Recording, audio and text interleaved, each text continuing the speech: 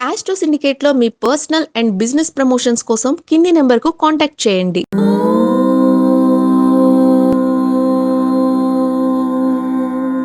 ఓం శ్రీ గురుభ్యో నమః. హరి ఓం నమః కృష్ణాయ నీలాయ శిఖే గండ నిభాయ చ నమో నీలమధూకాయ నీలోత్పల నిభాయ చ నమో నిర్మాంస దేహాయ దీర్ఘశ్రుతి జటాయ చ నమో విశాల నేత్రాయ శుష్కోదర భయానక. అందరికీ నమస్కారం. మనకి శని త్రయోదశి అంటే శనీశ్వరుడికి ఇష్టమైనటువంటి తిథి త్రయోదశి. అందులో శనివారం రోజున గనక మనకి త్రయోదశి వస్తే ఇంకా విశేషమైనటువంటి శని ప్రీతి కొరకు మనం చేసేటువంటి పూజలు, పునస్కారాలు, దానాలు, ధర్మాలు, యజ్ఞము, హోమము, యాగము ఏదైనా సరే మంచి శుభయోగాన్ని కలిగిస్తుంది. స్వామి శనీశ్వరుడికి యాగం చేయవచ్చా అని అడుగుతుంటారు కొంతమంది. యాగం అంటే ఏమిటి? 3 రోజులు దీక్ష అంటే త్రయాన్నిక దీక్ష, పంచాహ్నిక దీక్ష లాంటివి చేయవచ్చు. శనీశ్వరుడి కూడా బ్రహ్మాండటువంటి 3 రోజుల యాగము చేయవచ్చు. ఆ స్వామివారి మూల విగ్రహాన్ని మనం స్వామివారిని ప్రతిష్ఠ చేసుకొని, లేదంటే మనం కనీసం ఉత్సవ విగ్రహాన్ని ప్రతిష్ఠ చేసుకొని ఆ స్వామివారికి ప్రీతి అయినటువంటి అనేక రకాల స్వామివారికి అభిషేకాలు, తిలాభిషేకము, తైలాభిషేకము, పంచామృత అభిషేకం ఇలాంటివి చేసుకోవచ్చు. సామూహికంగా కూడా చేసుకోవచ్చు. మనం ఇంట్లో చేసుకోవచ్చా? బ్రహ్మాండం చేసుకోవచ్చు. చేసుకోవద్దని ఉన్నారు. ఆ నవగ్రహాల పూజ ఇంట్లో చేస్తారా స్వామి? జపాలు చేస్తారా? ఎందుకు చేసుకోకూడదు? మీరు సత్యనారాయణ వ్రతం చేస్తున్నారు కదా, మరి పీఠ మీద పెట్టేటువంటి ఆవాహన చేసే గ్రహాలు ఎవరు?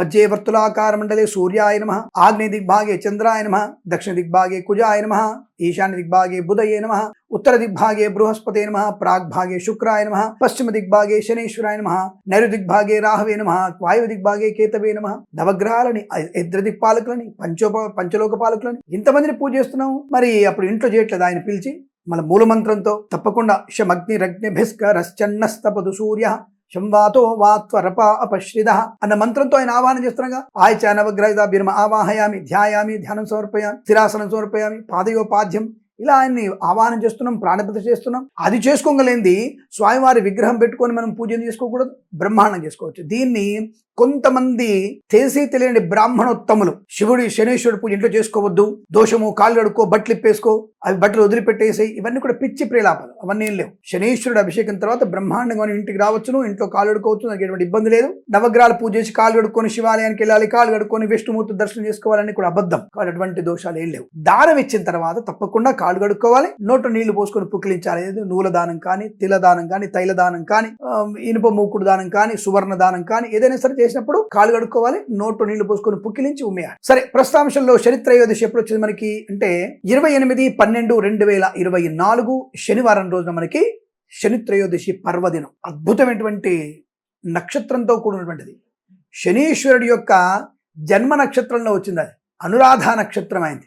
అనురాధ నక్షత్రానికి అధిపతి శని కాబట్టి ఆ అనురాధ నక్షత్రంతో ఉన్నటువంటిది అంటే విశేషంగా మనము వృశ్చిక రాశి వారు వదలకుండా, ఈ యొక్క రోజుని వదులుకోకుండా, వృశ్చిక రాశి వారు ఎవరైనా సరే జ్యేష్ఠ నక్షత్రం, అనురాధ నక్షత్రం, విశాఖ 4వ పాదం ఈ 3 నక్షత్రాల వారు వృశ్చిక రాశి వారు తప్పకుండా ఈ యొక్క శని త్రయోదశి పూజలో పాలు పంచుకోండి.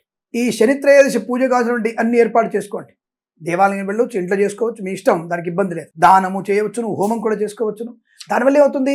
అర్ధాష్టమ శని ప్రభావం తొలగిపోతుంది. గృహము, విద్యా సంబంధమైనటువంటి ఆటంకాలు తొలగిపోతాయి. గృహంలో ఉన్నటువంటి ఇబ్బందులు తొలగిపోతాయి. ఈతి బాధలు, రుణ బాధలు తొలగిపోతాయి. స్వామి వృశ్చిక రాశి వాళ్ళే చేసుకోవాలా, ఇంకెవరు చేసుకోవద్దా?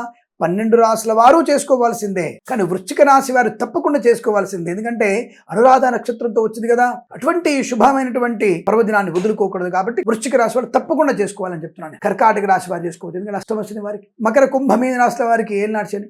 అంటే ఈ యొక్క దోషం పోగొట్టుకోవడానికి మన చిన్న ప్రయత్నం, ఏలినాటి దోషము, అర్ధాష్టమ శని దోషము, అష్టమ శని దోషం పోగొట్టుకునే ప్రయత్నం చేయాలి. మిగతా రాశుల వారు కూడా ఏకాదశంలో మేషరాశి వారికి శని ఉంటే పూజ చేసుకోవద్దా? తప్పకుండా చేసుకోవచ్చు. వృషభ రాశి వారికి దశమంలో ఉన్నాడు, ఉద్యోగంలో అభివృద్ధి కోసం తప్పకుండా శని త్రయోదశి రోజున పూజ చేసుకోండి.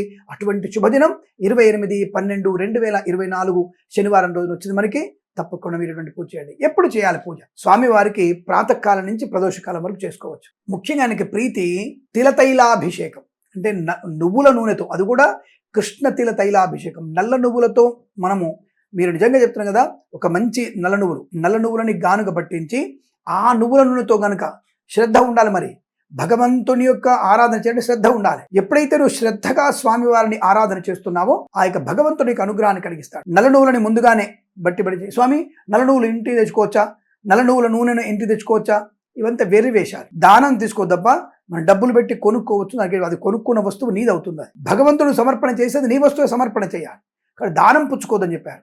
శనివారం రోజు ఇంటికి తెచ్చుకోవచ్చు. కొంతమంది వీడియోలలో ఉప్పు కొనొద్దు, నల్ల నువ్వులు కొనొద్దు, నల్ల పూలు కొనొద్దు, నల్ల వస్త్రం కొనొద్దు, ఇవన్నీ పిచ్చి వేశారు. కాబట్టి ఇవన్నీ కూడా మనకి శాస్త్రంలో ఎక్కడ చెప్పబడలేదు. డబ్బులు ఇచ్చి పదార్థం కొనుక్కుంటున్నావు, దానివల్ల ఇబ్బంది ఏముంది? కొనుక్కోవడానికి ఎటువంటి దోషం లేదు, గుర్తుపెట్టుకోండి. దానం తీసుకోకూడదు, అది మీకు ఇబ్బంది కలిగిస్తుంది. దానం తీసుకుంటే జపం చేసుకోవాలి, సహస్ర గాయత్రి జపం చేసుకునే వాళ్ళు మాత్రమే మీరు తప్పకుండా దానం తీసుకోవాలి, అది వేరే విషయం. ఇక్కడ మనము ముందుగానే గానుగ పట్టించి ఆ నూనెతో శని త్రయోదశి రోజున, ఎప్పుడు 28/12/24 రోజున, ఇప్పుడు నేను ఈ శ్లోకాలు చెప్తున్నాను కదా, ఈ శ్లోకాలు జపం చేసుకుంటూ, ఈ 2 శ్లోకాలు జపం చేసుకుంటూ మీరు తప్పకుండా తిల తైల అభిషేకం చేయండి. ఆ శ్లోకాలు ఏంటంటే, నమః పౌరుష గాత్రాయ స్థూల రోమాయతే నమః, నమో నిత్యం క్షుదార్తాయ నిత్య తృప్తాయతే నమః, నమో ఘోరాయ రౌద్రాయ భీషణాయ కరాళినే, నమో దీర్ఘాయ శుష్కాయ కాలదంష్ట్ర నమోస్తుతే. ఈ శ్లోకాన్ని మీరు జపం చేసుకొని, అంటే మనసులో జపం చేసుకుంటూ అభిషేకం చేయండి. పంతులు గారు ఎలాగూ మూలమంత్రంతో పురుషూక్తంతో అభిషేకం చేస్తూ ఉంటారు. స్వామివారికి నలుపు రంగు వస్త్రం, గోధుమ రంగు అంచున్నటువంటిది, అంటే గోల్డెన్ కలర్ అంచున్నటువంటి నలుపు వస్త్రాన్ని ఆ యొక్క శనీశ్వరుడికి అలంకరణ చేయాలి. మంచి పూలమాల స్వామివారికి అలంకరణ చేయాలి. తప్పకుండా స్వామివారికి అన్నము నివేదన చేయాలి.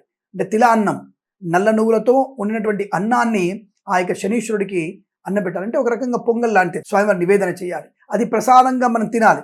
శనీశ్వరుడు పెట్టి మనం తింటామా? ఆయన భగవంతుడు కాదా? ఆ ప్రసాదాన్ని జాగ్రత్తగా ఉండాలి. ఆ పులగం అంటారు దాన్ని, ఆ పులగాన్ని మనం స్వామి నివేదన చేసి మనం ప్రసాదం నోట్లో వేసుకోవాలి. స్వామి ప్రసాదం తీసుకుంటేనే కదా అనుగ్రహాన్ని పొందుకునేది. అక్కడే వదిలిపెట్టను, ఎవడు చెప్పాడు మీకు? ఎవడన్నా చెప్పాడు అక్కడ వదిలిపెట్టమని? ప్రసాదము అంటే స్వామి వారు స్వీకరించింది, ఆయన అనుగ్రహంతో వచ్చిన ప్రసాదాన్ని స్వీకరించి అందరం ఇంటిలిపాది భక్తులు కూడా ప్రసాదం పెట్టవచ్చును, మంచిది. అలా ప్రసాదం పెట్టిన తర్వాత మనకి వీలైనంత వరకు స్వామి వారికి అభిషేకం అయిన తర్వాత మరి ఉపవాసం ఉండాలా స్వామి అంటే, ఉపవాసం అంటే నక్తము ఉండదలుచుకుంటే సూర్యోదయం నుంచి సూర్యాస్తమయం వరకు ఉండి, సూర్యాస్తమయ సమయంలో శనీశ్వరుడి యొక్క అభిషేకము ఇవన్నీ కూడా చేసి స్వామివారికి పూజ చేసి రాత్రి అయిన తర్వాత, ప్రదోషకాలం అయిపోయిన తర్వాత మీరు భోజనం చేయవచ్చు. అదొక రక పద్ధతి. మీరు దానం ఇవ్వాలనుకుంటే శనిత్రయోదశి రోజున పొద్దున్నే అభిషేకం చేసుకోవాలి. ఎందుకంటే దానం సాయంత్రం పనికిరాదు కదా. కాబట్టి పొద్దున్నే మీరు తప్పకుండా ఈ యొక్క స్వామివారి అభిషేకాదులు అర్చనలు అవన్నీ పూర్తి చేసుకొని, నలుపు రంగు వస్త్రం, మంచి నలుపు రంగు వస్త్రం, అవతలి వాళ్ళకి పనికొచ్చేది, తీసుకున్న బ్రాహ్మణుడికి ఉపయోగపడే వస్త్రము నలుపు రంగు వస్త్రాన్ని, అంటే 2 వస్త్రాలు ఉండాలి.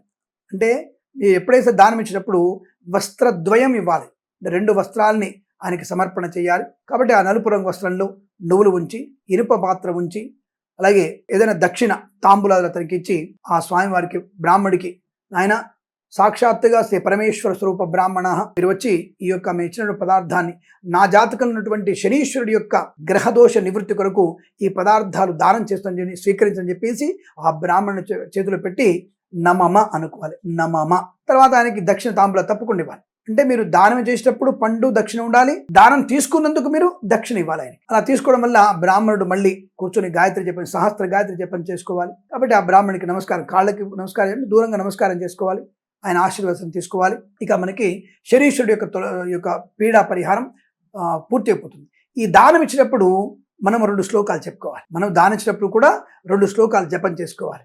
ఏ శ్లోకాలవి అంటే, నమస్తే ఘోర రూపాయ దుర్నిరీక్ష్యాయ తే నమః, నమస్తే సర్వభక్షాయ వలీముఖ నమోస్తుతే, సూర్యపుత్ర నమస్తేస్తు భాస్వరోభయాదాయినే, అధో దృష్టే నమోస్తేస్తు సంవర్తక నమోస్తుతే.